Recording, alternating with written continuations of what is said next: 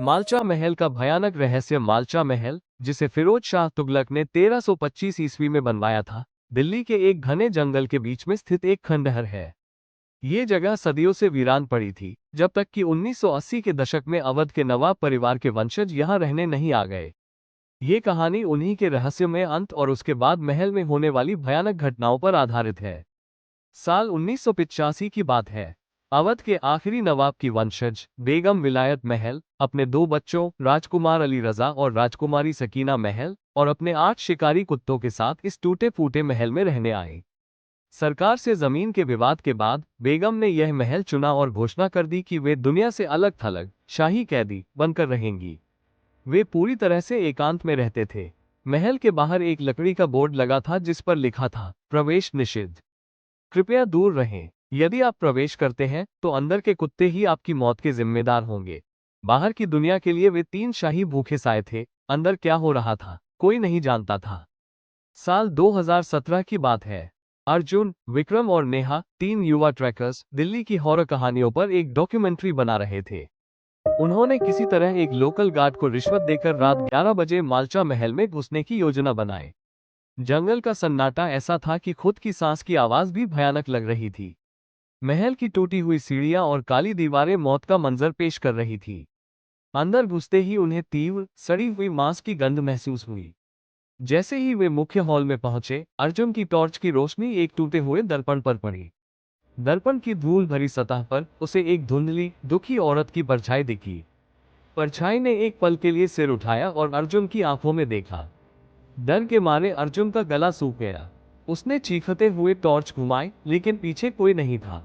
क्या हुआ? विक्रम ने फुसफुसाते हुए पूछा। कुछ नहीं, बस एक साया दिखा, अर्जुन हकलाया। नेहा ने उनकी बात अनसुनी की और एक छोटे से अंधेरे कमरे में चली गई। वहां उन्हें एक पुराना रेडियो मिला जो धूल में सना हुआ था। नेहा ने रेडियो ऑन किया।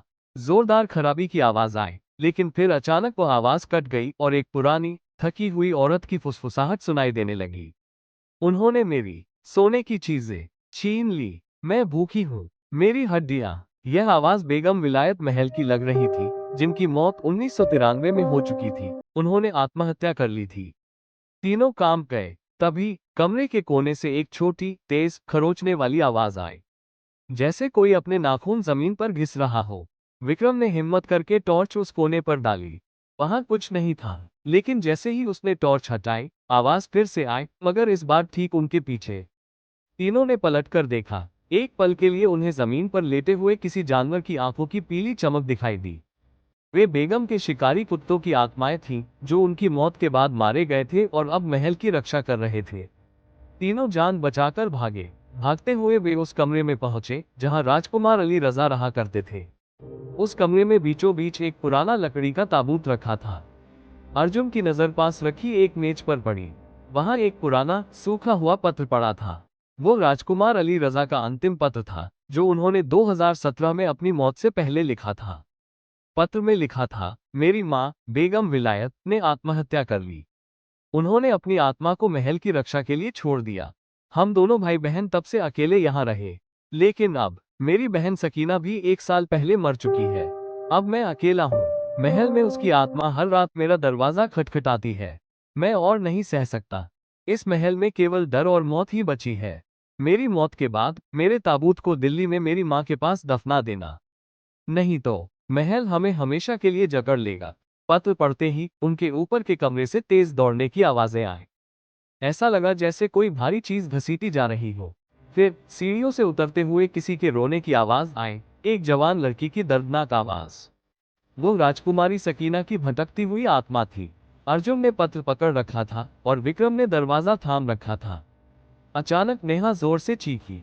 क्या हुआ? नेहा कांपती उंगली से एक दीवार की ओर इशारा कर रही थी। दीवार पर खून से लिखा था, तुम सब यहीं मरोगे। शाही रक्त ने तुम्हें बुलाया है। जैसे ही वे तीनों महल से बाहर भागे, उन्हें लगा कि कोई अदृश्य चीज उनका पीछा कर रही है। जंगल की सूखी पत्तियों पर उन्हें किसी के पैर घसीटने की आवाज सुनाई दे रही थी, पर पीछे मुड़ने की हिम्मत किसी में नहीं थी। वे हांफते हुए मुख्य सड़क तक पहुंचे और बिना पीछे मुड़े भागते रहे। आज भी वे तीनों दावा करते हैं कि मालचा महल शाही परिवारों के टूटे हुए दिलों और भूखी आत्माओं का कब्रिस्तान है, जहां घुसने वाले को कभी शांति नहीं मिलती।